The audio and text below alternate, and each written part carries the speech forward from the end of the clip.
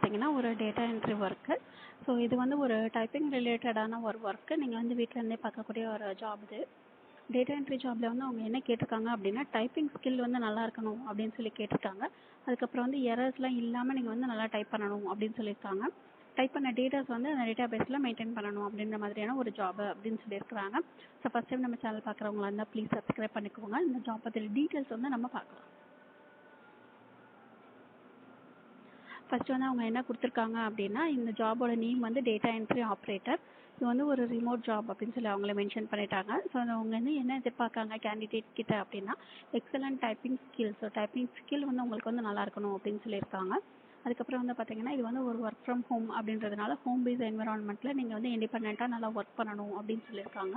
So அதுக்கப்புறம் வந்து பார்த்தீங்கன்னா இந்த ஜாப் வந்து எந்த மாதிரியான நேச்சரில் இருக்கும் அப்படின்னா அவங்க கொடுக்குற டேட்டாஸை நீங்கள் வந்து இம்போர்ட் பண்ணணும், அப்டேட் பண்ணணும், மெயின்டைன் பண்ணணும். ஸோ இதுதான் வந்து உங்களோட ஜாப் நேச்சர் அப்படின்னு சொல்லியிருக்காங்க. இந்த ஜாப்க்கு வந்து பார்த்தீங்கன்னா அவங்க வந்து ஏதாச்சும் ஒரு டிகிரி முடிச்சிருந்துருக்கணும், இல்லைனா இவ்வளோ எக்ஸ்பீரியன்ஸ் இருக்கணும், அந்த மாதிரிலாம் எதுவும் மென்ஷன் பண்ணலை. ஸோ நீங்கள் டிகிரி முடிச்சிருந்தாலும் சரி, முடிக்கலைனாலும் சரி, உங்களுக்கு எக்ஸ்பீரியன்ஸ் இருந்துச்சுனாலும் சரி, இல்லைனாலும் சரி, நீங்கள் இந்த ஜாப்க்கு வந்து தாராளமாக அப்ளை பண்ணி ட்ரை பண்ணி பார்க்கலாம். அவங்க வந்து மெயினாக என்ன கொடுத்துருக்காங்க அப்படின்னா அவங்களோட டேட்டா பேஸில் ஸ்ப்ரெட்ஷீட்டில் நீங்கள் வந்து டேட்டாஸ் வந்து என்டர் பண்ணணும் அப்படின்னு சொல்லியிருக்காங்க. அதுக்கப்புறம் நீங்கள் வெரிஃபை பண்ண டேட்டாவை அந்த டேட்டாஸ்லாம் வந்து அக்யூரேட்டாக இருக்கா, எரர்ஸ்லாம் இல்லாமல் இருக்கா அப்படின்னு சொல்லி நீங்கள் வந்து வெரிஃபை பண்ணணும், செக் பண்ணணும் அப்படின்னு சொல்லியிருக்காங்க.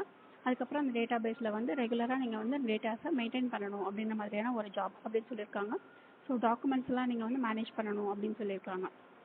ஜாப் நேச்சர் என்ன அப்படின்னா அவங்க கொடுக்குற டேட்டாஸை அந்த டேட்டா பேஸில் நீங்கள் வந்து என்டர் பண்ணணும், டைப் பண்ணுற மாதிரியான ஒரு ஜாப் தான் இது.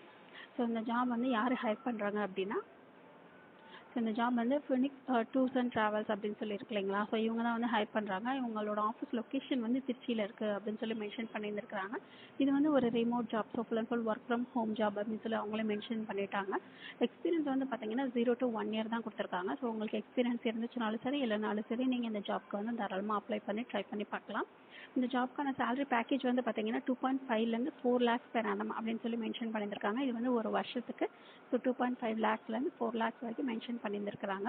ஸோ இந்த ஜாப் வந்து உங்களுக்கு ஓகேவா இருந்துச்சு அப்படின்னா நௌக்கரியில் நீங்கள் போய்ட்டு இந்த ஜாப்க்கு அப்ளை பண்ணலாம். இந்த வீடியோ பிடிச்சதுன்னா லைக் பண்ணுங்கள், ஷேர் பண்ணுங்கள், சப்ஸ்கிரைப் பண்ணுங்கள். தேங்க்யூ.